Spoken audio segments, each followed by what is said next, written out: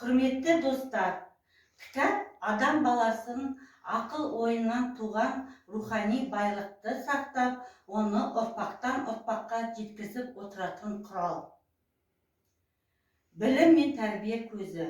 Ол адамзат жасаған ең үлкен кереметтердің бірі. 23 сәуір халықаралық кітап және авторлық құқық күні.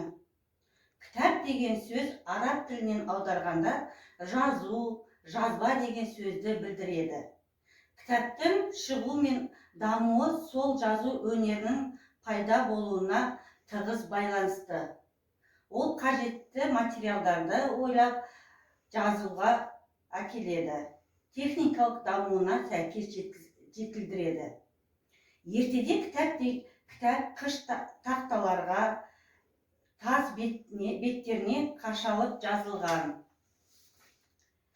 Қазақ тілінде кітап шығару ісіміз тарихта 1008 жылы шыққан. Ең алғашқы кітап қазақ тілінде 1008 жылы басылып шықты. Жалпы 1917 жылға дейін қазақ тілінде 700-ге жуық кітап басылып шықты.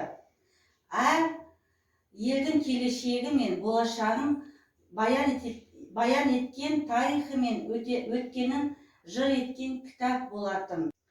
Кітапта біз әлі білмейтін, естіп оқымаған қыр-сыры осы кітаптан аламыз. Оны тек кітаппен дос болған адам біледі. Адам ғана құпиясын ашып, ғажабын тани біле алады.